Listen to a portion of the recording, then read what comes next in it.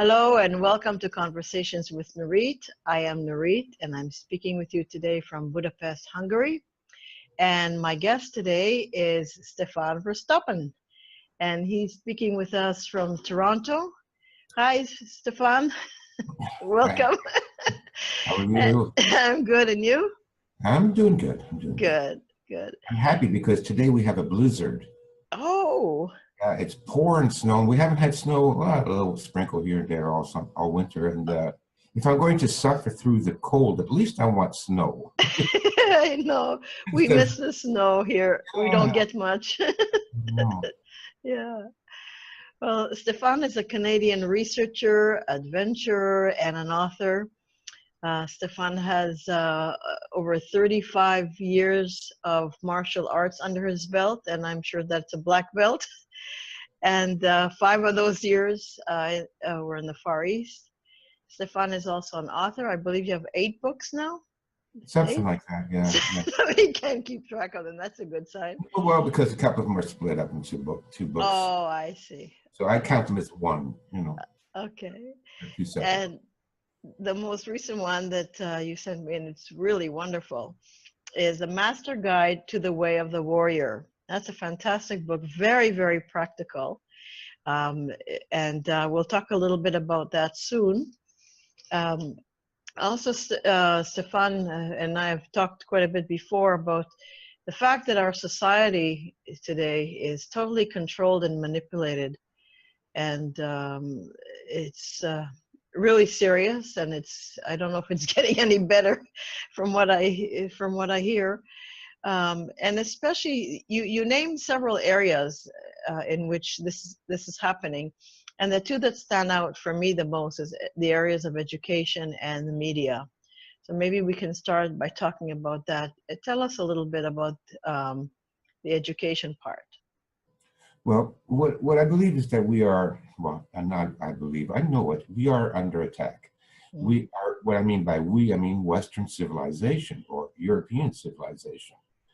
We are under attack. It's a multi-pronged attack, and it's meant to destroy us. Listen, all of this is run ultimately by a group of elite psychopaths. In my last book, The Art of Urban Survival, the first chapter deals with psychopaths. It's called Defense Against a Psychopath, and I have a video out of the same name. It's a 48-minute documentary called Defense Against a Psychopath, and it explains the mentality of people that we call psychopaths. Now, most people, when you hear the term psychopath, they think serial killer, they think these, horror movies. And those type of people actually make up a very, very small percentage of psychopaths. Most psychopaths end up in positions of power. They are attracted to power, they gravitate towards power. And when you are competing for power with somebody who is not a psychopath, psychopaths have the advantage. And now what a psychopath is somebody that doesn't have a conscience. So they don't care how much they hurt and destroy. As a matter of fact, the opposite is true. They are usually people that enjoy seeing other people suffer. And these people over time, and especially as civilization develops and the government gets bigger and bigger, these people come to dominate the world. Because, it's really simple. Let's say you and I are competing for the same job now. You bring your resume to the job and, you're honest, you're not padding the resume, and you're trying to do a good job. But I'm a psychopath, so I will come up with a complete bullshit resume. I will flirt with the boss if needed. I will bribe the boss. I will, badmouth you, blacklist you, and do every kind of underhanded, dirty trick. Now, chances are I will get the job. This is the way it works in politics. This is the way it works in government. These people, because they're so unscrupulous, and the average person out there just, they don't understand this mentality. We project. We think everybody is like us. They're good. We're basically decent people. Yeah, we all lie a little bit, but we're good people. We think other people are like us. Psychopaths are not like us at all. And so we are fooled. We are caught unaware that these people are around us and they are screwing us. And eventually, because of their ruthlessness and their tactics, they'll take over governments, the media, the big corporations, the CEOs, or most of them are psychopaths. And the heads of all the, movie studios and television stations, they're psychopaths. Most of our government leaders are psychopaths. Most religious leaders are psychopaths. Now, what psychopaths enjoy is seeing, number one, people grovel. They love power. It's not just the money. They have money. These people have billions, if not trillions of dollars. And yet still, a psychopath is a billionaire that would steal $1 from a starving child. Not because they need the dollar, but because they enjoy seeing people suffer. And the rest of us, we don't understand that that's what's ruling the world.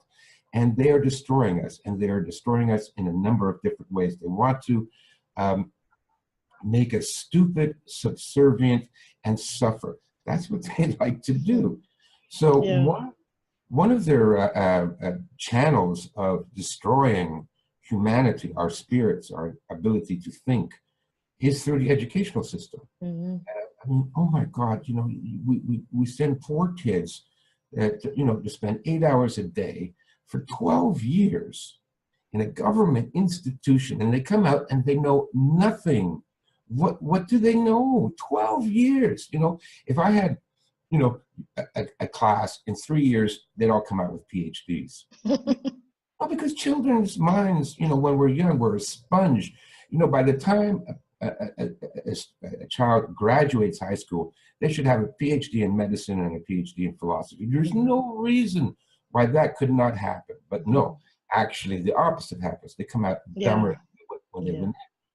Yeah, when it's even worse, it's not even just the knowledge that they don't receive. That wouldn't be so bad, but the problem with that, I believe also, is what's taken away from them, what they're robbed of, is their creativity and their tendency, which they come with to this world, we all do, to rely on our own experience. They no longer believe in even turning into our experience. It's just they're so used to following whatever somebody else says, or whatever the book says, or whatever authority says. If the doctor says something, or if the media said something, or if it's on Google, forget it. It's a gospel. Sure. Yeah. It's an indoctrination center. Obey authority and do as you're told, and don't think for yourself. And they destroy their creativity, and they destroy their courage too. This is the other problem I have with the education system.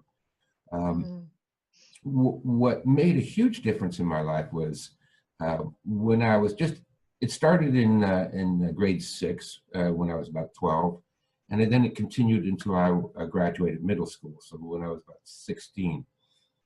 And for those 4 years, I was part of an ongoing Outward Bound program at our school, which was run by the phys ed teacher, and it was an extracurricular activity, and they ruined me for life. Because what they did was, it was a big mistake. Of course, these programs don't happen anymore because they must have realized that this was a big mistake. But what they did is they took us 3 times a year for 2 weeks at a time up into the bush, right? It was a beautiful camp up very close to one of the most beautiful parks in Canada. And they taught us everything: canoeing, hiking, mountain climbing, rappelling from cliffs with ropes, rope courses, how to shoot a .22 rifle, how to shoot a bow and arrow, how to cook a cherry pie in a pit oven, and the amount of self-confidence and courage I developed through that program is what made me the person I am today.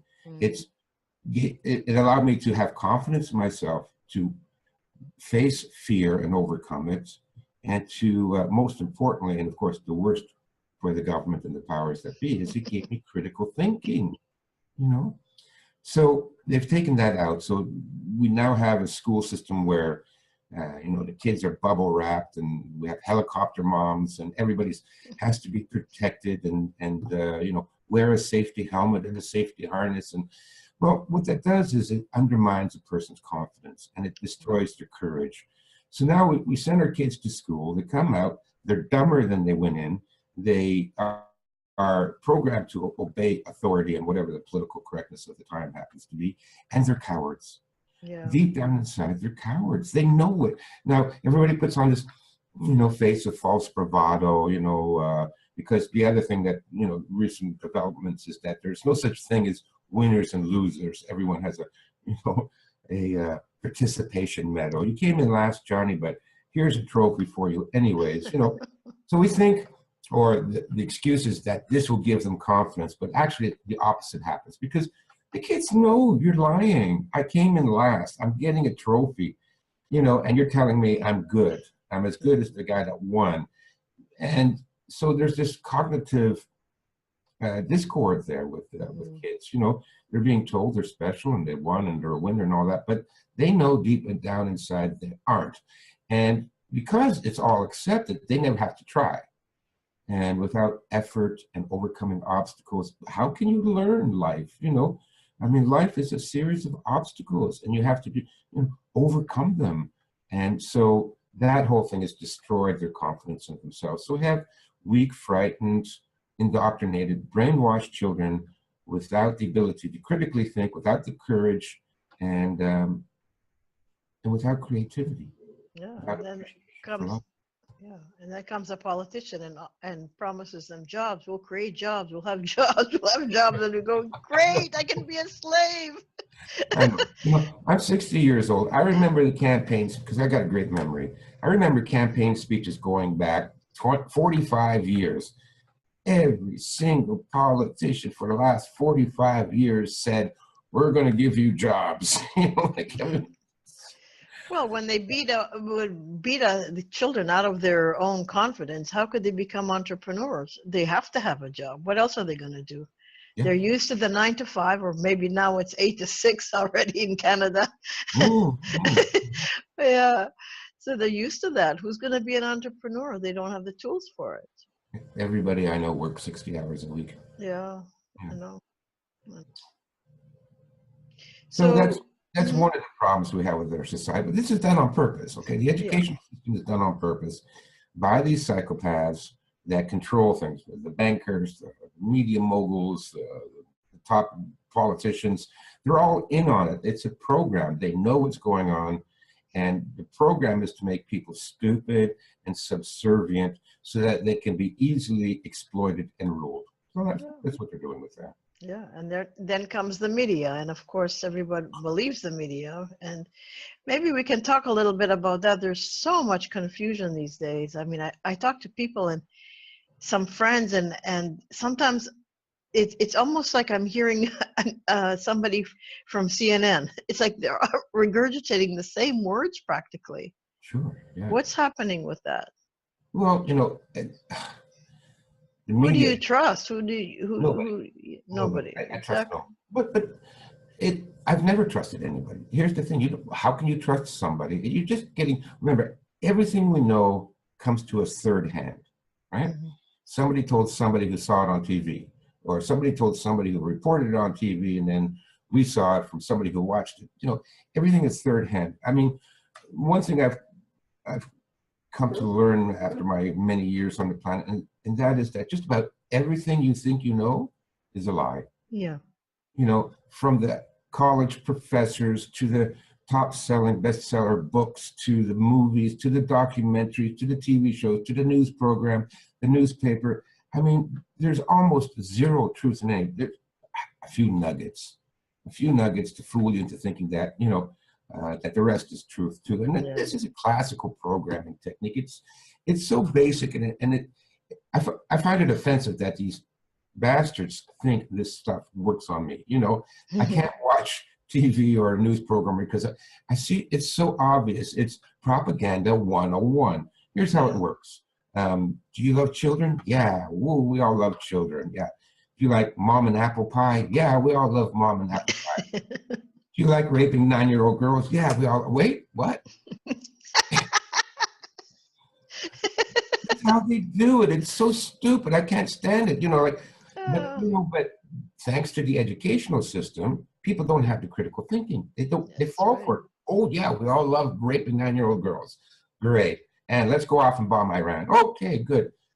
this is the way the system works. It's pathetic. But because they've destroyed the minds of so many people, and it's a horror show, you know, it is. To see so many people that are completely oblivious. Last night, I was down by the lake, because I go by the lake. I live 2-minute walk to the lake, right? And I sit there, usually I sit by a rock, and I look over the harbor, and it's beautiful, the clouds, the moon. And I see a man walking his young son, you know, and the boy must have been about 4 years old. And the father has got an iPhone in his hand, and the 4-year-old kid has an iPhone in their hand.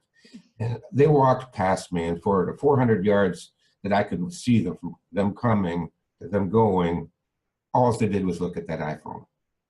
That's all they did. They didn't see that it was a full moon. It was one of those days where the sun came up just as the moon was coming up. And so you had this beautiful purple sky, you know, sunset and blues. And then the moon was bright white and beautiful, you know. They never looked at it. So this is what the media, this is what the program is doing. They've turned these people into zombies. You know? Yeah. And that's a tragedy, because it's a horror story. These people, how are you experiencing life? You know, but that's what they want, mindless zombies. Are you familiar with the serial killer Jeffrey Dahmer? No. He was a serial killer, I think, somewhere in the United States, and he preyed on other men, and he would pick them up in gay bars and take them home and drug them. Now, after they were drugged, this is going to be a little bit graphic for listeners, he would take a hand drill and drill into their skulls. And then he would pour acid into them in order to destroy their ability to think. So what he wanted was a living, breathing sex doll that could not think. He wanted to create his own zombies. Now, as horrible as that story is, you've got to understand that the people in charge of the world have exactly the same goal. What they want is a zombie, a living, breathing human being that is oblivious, that they can control and manipulate and exploit without them ever being aware of them being exploited. And this is what the iPhone is, this is what the media is, this is what public education is. It's to make us into these kind of zombies. It's horrible, it's horrible. Well, we've got the proof right in front of us. You know, somebody here, I live in Hungary, and I was speaking with a very smart elderly woman. She's written many books. She's a very spiritual person. And she said to me, I don't understand. United States is so big and it's considered to be the best country. And all they can come up with is Clinton and Trump. You know, it's just, that's all they got. That's and people are, it's always been. And people are voting like they even know who these people are. And it's like, what they hear about them, it's so unrealistic and far removed from what's really going on. Nobody really knows. Yeah, I think when if people were to really know what's going on, half the world would go insane. Yeah. Just from the horror. These people are really evil. I mean, you know, I come from a very rational, scientific sort of viewpoint. You know, I've explored just about every spiritual path you can imagine, but nevertheless, I've always maintained, you know, like a very rational background. And so, lost my train of thought. So, but when you find out, so I don't believe in evil as a concept. But boy, I'm starting to believe it. You know, there's no other explanation for these people. There's something sick and evil. Like I've examined it. Okay, they're predators. Every environmental biosphere has its predators. You know, in the insect world, in the mammal world, in the ocean. Okay, so they're predators. Great. Also, the possibility is that they are parasites, and they are. They're human parasites.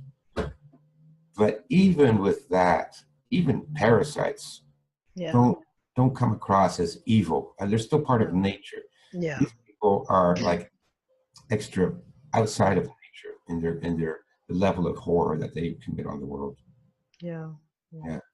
Well, from what I understand, one of the solutions that you offer in your book is way of the warrior.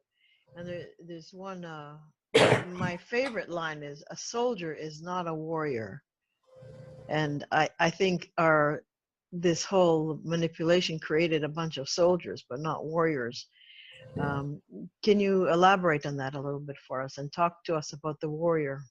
Sure. You know, in the book, in this first chapter, I go back through history and I sort of describe the types of archetypes that the warrior has always embodied, you know, going all the way back to ancient China and even before that to, you know, the prehistory when we were shamans and tribal warriors. And a soldier is not a warrior because here's what they do, though. It's really a horrible trick that they play. They appeal to a man's warrior instinct, okay? So when you see the commercials, you know, when I lived in the US, I saw a lot of the military recruiting commercials on TV, and what they show young men is a warrior. He's, you know, he's the Marine in the dress, Marine dress, and he's got a sword in his hand, and then they fade the screen to a medieval knight in shining armor, you know, you know, such propaganda and manipulation, because men want to be warriors. Most men do. Some men don't. It's okay. But most men want to be warriors, which is strong and courageous and rescue the beautiful girl from the dragon and, you know, and be a hero in front of his family and friends. That's what men want, you know, and we're denied it in society where we don't get to be warriors in school because we have to be mindless drones. So then the military comes along and says, oh, you always wanted to be a warrior your whole life, didn't you? Yes, I did. Well, now you can join the army and be a warrior. So they present the imagery of warrior and be something, do something, become great and all that. You know, they're appealing to what men want to be, you know, and what they have been denied their whole lives. Okay, so now they sign up to become a soldier. And the first thing that happens is they go through a dehumanizing program to destroy their spirit and to turn them again into the opposite of a warrior. It's a bait and switch. You want to be a warrior? Okay, come on. Now, boot camp and the orders and the humiliation and the degradation. And then before they know it, they're off in some foreign countries and they have to blow the legs off of a 9-year-old girl that's just trying to pick up breadcrumbs in the street to feed her family. I mean, it drives them insane. The post-traumatic stress disorder, the suicide rate, the alcoholism, the broken marriages, the drug addiction, the injuries that they've suffered will never go away. They are ruined for life, most of these young men. And that's what happens to them. So a warrior is not a soldier. So here's the distinction. A soldier does not accept moral responsibility. That's one of the first things they do when they get them into boot camp. You follow orders. You don't think. Right? Oh, just like our educational system. You follow orders, you don't think, okay? That's right. Now, when you are obliged to follow orders, you absolve yourself of the moral responsibility for your actions. You know, we've heard this many times from the Nuremberg trials. I'm following orders. I'm not liable for my actions. And it wasn't an excuse for the Nuremberg trials, and it's not an excuse now for Western soldiers. You know, all these American troops, I feel bad for them. They got conned, okay? And their fathers got conned and their grandfathers got conned. All of them got conned because all the wars in the last century were useless for nothing, just profit and greed for a few psychopaths and to see the enjoyment of murdering and destroying many lives. They enjoy that, the psychopaths. So they got conned. So I feel bad for them, but once they're in there, they can't take moral responsibility. A warrior takes moral responsibility. I'm not following anybody's orders. So if I do something, I'm responsible. Yeah. It's my fault if it goes wrong, and it's my fault if it goes right. So that's the one major difference, okay? Warriors take moral responsibility for my life. What I do with my life, I stand behind, you know? And that's why I don't hurt people, because I'm morally responsible. The second thing that the difference is that a warrior is a critical thinker. A warrior thinks for himself, you know. Oh, should I go and beat up that guy? Or should I intervene in this? Or should I, You know, whatever battle you want to fight, a warrior decides for himself whether that battle is worth fighting. And he does that by using his own critical thinking. A soldier doesn't use critical thinking. He's given instructions. And, you know, one of the things I remember is like, you know, what really got me on this was my study of history and World War I. And can you imagine 5 years, these young boys in that muddy trench, you know, and then, you know, every day they would say, okay, get ready. We're going to blow the whistle now. You jump out of the trench, run across 400 yards of open ground into oncoming machine gun fire. You know, Yeah. the casualties during those battles were mind-blowing. Like in one day, I had more casualties than all of the casualties for the Vietnam War. Mm-hmm. So, but they did that day after day after day. Nobody said, wait a minute, this is not working. Maybe we lost 10,000 guys yesterday. We lost 5,000 guys the day before, 30,000 guys last week. Let's do exactly the same thing again, see how that works. Yeah. I know we laugh at it, but Oh, it's terrible. But it's terrible. Now, a warrior does not do that. A warrior, you know, follows his own plan of action. He makes his own decisions. You know, so if those soldiers could say, listen, to the generals that were ordering them to jump out of the trench, we're not doing this anymore, then they would all still be alive. You know? Yeah. So that's the other major difference between a soldier and a warrior. A warrior has his own critical thinking. He takes responsibility for himself and he thinks for himself. And the third thing, and this is what I mentioned in the origins of the warrior archetype, is that the warrior is the original anarchist. Now, people have a misunderstanding of what the term anarchism means. And this is on purpose because the powers that be, the evil psychopaths that run things, do not like the philosophy of anarchism. Because what anarchism ultimately means is this: Nurit, I don't want to give you orders. I'm not going to tell you what to do. I'm not going to tell you how to dress. I'm not going to tell you what to eat. I'm not going to tell you how to put your makeup on. That's all your decision. And at the same time, I don't want you to tell me what to eat or what to dress or how to live my life. That's it. I accept you for who you are. You accept me for who I am. If you don't like me, you can go away. That's fine. You know, I'm not going to inflict violence on you to get you to change your dress or your hairstyle or whatever it is. Yeah. But that's what anarchism is. You Of know, course. I don't want to tell you what to do, and I don't want you to tell me what to do. Yeah. So now we have governments that it just never ends. For example, I was looking at an ad. They wanted people to teach bicycling, and I'm an avid mountain biker, and I thought, well, close by, and maybe a couple hours a week would be nice to teach biking. I've bicycled all over the world. You know, I love mountain biking. So I get the application form. You must pass a 12-hour bicycle safety course. 12. I mean, I've been bicycling since I was 4 years old. I've bicycled tens of thousands of miles. I bicycle probably every day. I know everything about a bicycle, how to fix it, how to carry it. I go everywhere. I even put my bicycle in my canoe, you know, when I go out on the lake, so that when I get to the other side of the lake, I can take the bike out and go. I need to take a 12-hour course because the government needs to tell me how to bicycle. That's why I'm an anarchist. I don't need you to tell me how to bicycle. Get out of my business. But I can't make an income. Not that way, you know. And that's with just about everything else in life. You can't make an income. You can't do this. You can't do that. There's rules. There's regulations. The government wants you to do this. And for what? They know better? You think the government cares about your safety? You think they care about you at all? They don't care about you. This is just to keep you under the thumb, under the rules and regulations, to have you always obeying orders.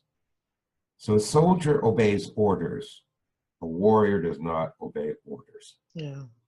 So those are the principal differences. Yeah. I was actually in the army myself for 2 years. Oh my goodness. I didn't fight. I only had a hand grenade thrown at me, but I didn't actually fight. But I know what you're saying. Before, yeah. Yeah, I know what you're saying. I remember. In Hungary? Pardon? No, in Israel. Oh, okay, yeah.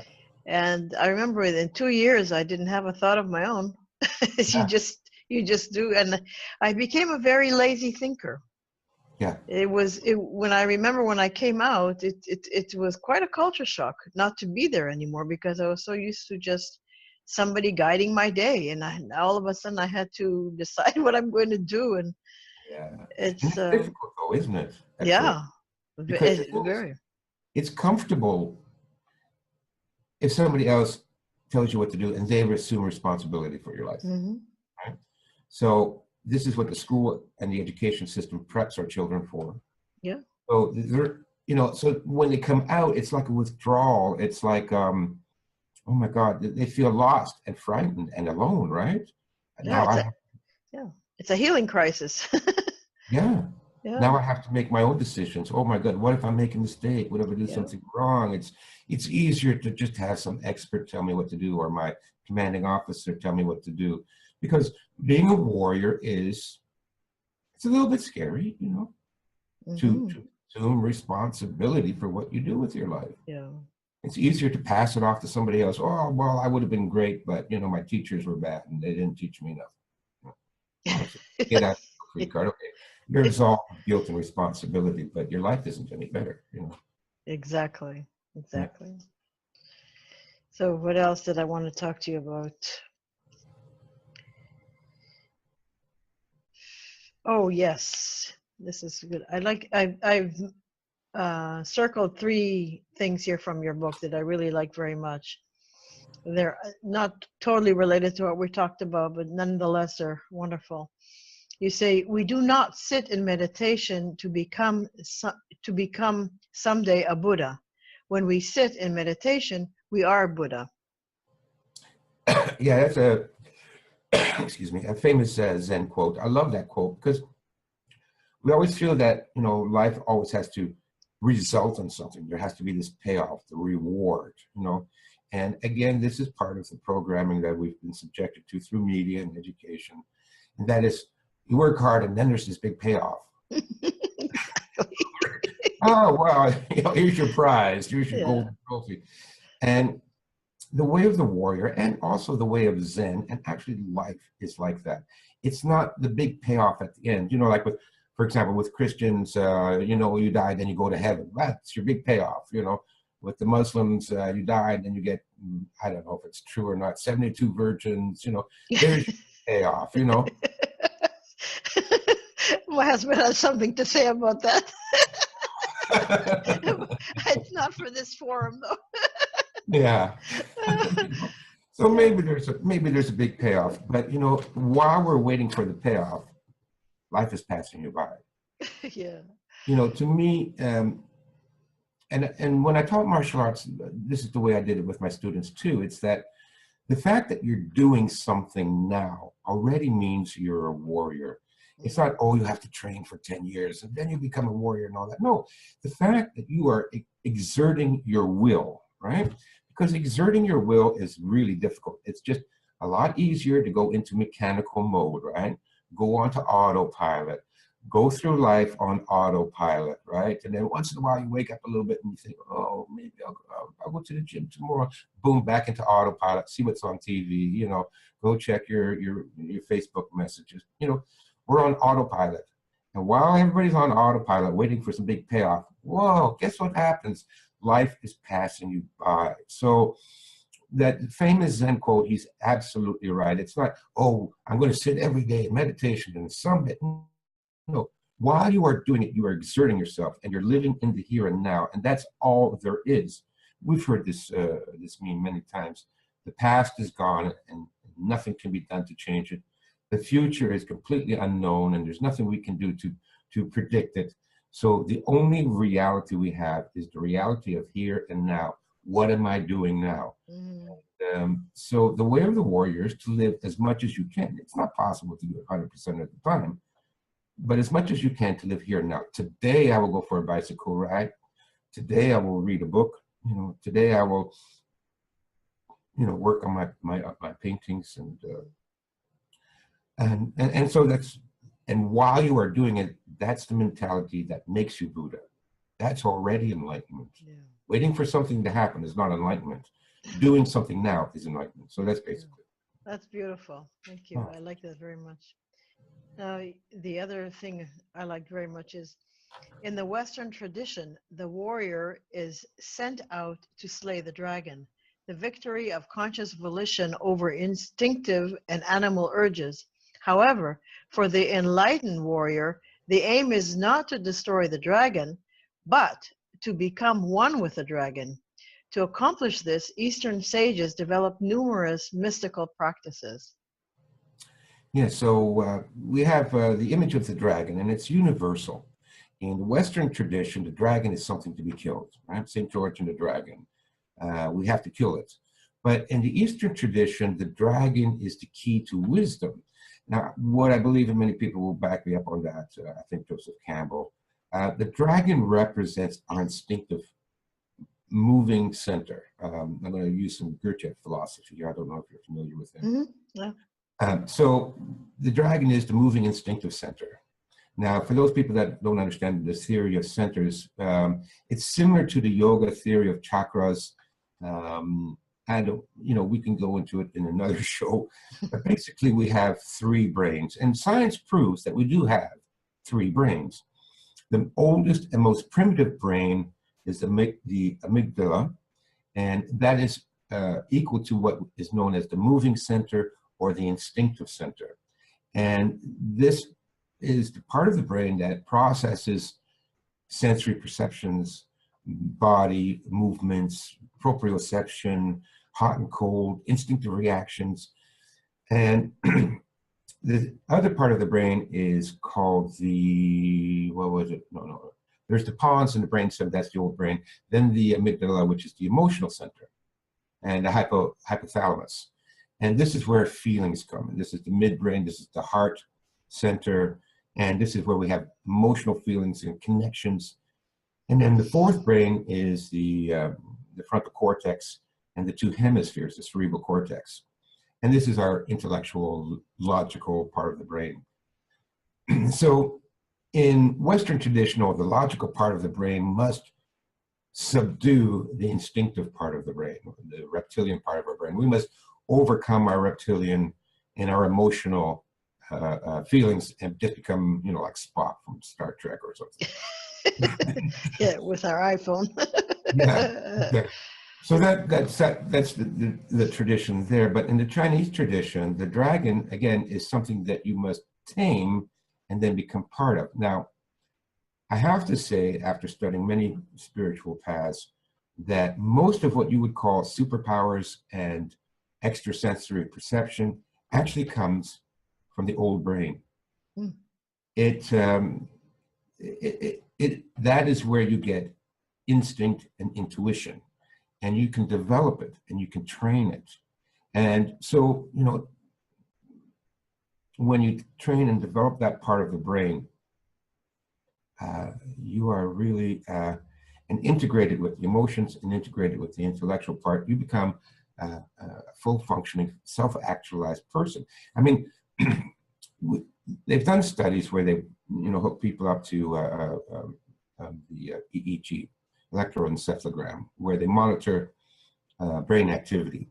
And they found that what they call optimum functionality is when both hemispheres of the brain are working together. They can see one side lights up when you're doing math, and then another side lights up when you're doing art, but they seldom both light up at the same time. Martial arts and getting in touch with the instinctive part and the emotional part, when you do that, it lights up both parts of the brain, which shows that the person is functioning at his optimum. And so that's why I say the dragon is to be pursued. Yeah. Mm-hmm. Mm-hmm. There's a lot of philosophy behind it. It's hard to, yeah, hard to bring it down to a couple of sentences. Right? Yeah.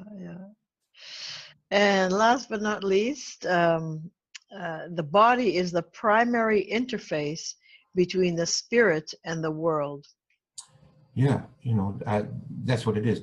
I really have an objection, and I get a lot of trouble for this, but for these spiritual paths that require you to sit in meditation for hours every day. Oh, good. I hate those. Right? I know.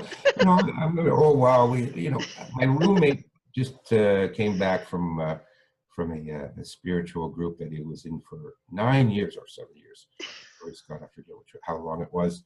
And all they did was all this introspection, meditate, meditate, meditate, meditate. No, it's you're living inside your head. And that's right. what a lot of this new age stuff, a lot of new age philosophy does. It's all about thinking things, contemplating, focus inward. And it does nothing. Be the The body, observer. yeah, you're an observer, of your own life, for crying out loud. It's like, this is ridiculous, like playing a third person role playing a video game. You're stepping back, you're looking at yourself, this navel gazing your whole life. The trouble with that is, okay, go in the woods, go live in the cave. And I would tell people what a ridiculous story about the founder of Buddhism or Zen, that he lived in the cave for 10 years and stared at a wall. Oh, for Christ's sakes, give me a break with that nonsense. That meant for 10 years, he accomplished nothing, he experienced nothing, and he did nothing. This is not a big accomplishment. What a lot of people don't know is that all these Zen monks and Buddhist monks that you see in the movies and that are portrayed in history, most of them were parasites. All they did was beg for food, and they spent the rest of their time farting up the woods, or Yeah. They accomplished nothing. They produced nothing for the world, for themselves, or anybody. Now, do you really think that we're incarnated on this planet to suck up inside our minds only to die again? So why give us a body? If we're just a mental entity, a spiritual entity, why incarnate into a human body to begin with? Why not stay in whatever astral realm or soul universe that we originated from? No, we were given these bodies for a reason, and that is the body is the interface for this planet.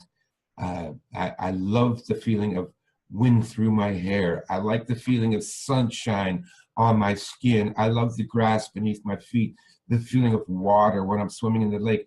You think we should not experience that and instead go stare at a wall? These religions, again, I'm sorry, they're invented by psychopaths. What better way to destroy a person's life, to convince them that the highest purpose they can serve is to sit and stare at a wall? Exactly. So, I know. I've been in all these teachings too, and it was, you're not the body, you have to transcend the body, leave the body, do some astral travel. And like, why am I'm here now with a body. If I wasn't meant to be here now with a body, I wouldn't be. Yeah. But no, that's I my agree. point with that. Yeah. Yeah. Yes, we are spirit. Some of us have a soul. Not everybody. I believe, I like children because children are all born with the spark of a soul, right? The seed.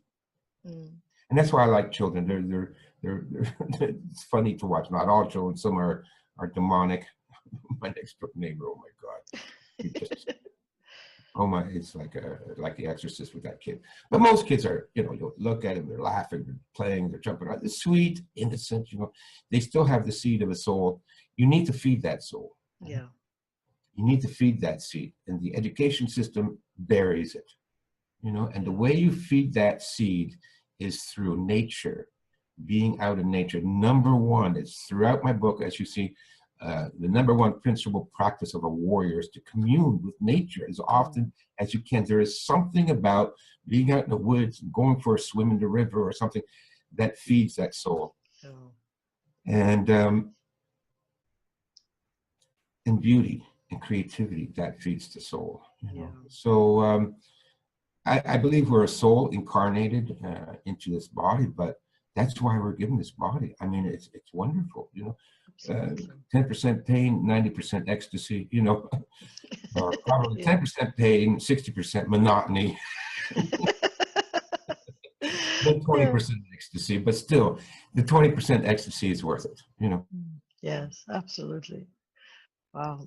Thank you so much, Stefan. This has been really wonderful. And I will be posting your website address, so anyone who wants to get the book and other books as well, they're all there. And your videos are on your website as well, right? Yeah, yeah. Yeah. So you can watch the videos, and it's really, really, I highly recommend it because this is the time to do it. If we're not going to become warriors now, I don't know what's going to happen with this planet. So We got to fight back against this, and that's yeah, why I wrote the book is you can't have a bunch of weaklings fight back against this. It's too no, strong and too all pervasive. So we got to strengthen ourselves and strengthen the next generation yeah. so that they have a chance. Yeah, there's some wonderful, wonderful practical tools in there. So I hope you'll watch it and look at the website and get the book as well. So is there any last message? You've given so much in this conversation. It's really wonderful. Is there Oh, any last minute kind of something that you missed that you want to say? no. Okay. All right. It's either too much or too little. Yeah. Snowing out. We have a beautiful blizzard here, and Oh, I love to go walk in the snow. So that's wonderful. Go for a walk for me too, because I miss the snow. yeah, I know this is the first time we had a good snowfall. So Oh, that's I'll be out wonderful. there. Yeah. Right. All right. Well, thanks again so So it's great much. talking to And you. thank you everyone else for watching. I hope you enjoyed it and stay tuned for the next one. Thank you and God bless. Bye bye. Bye.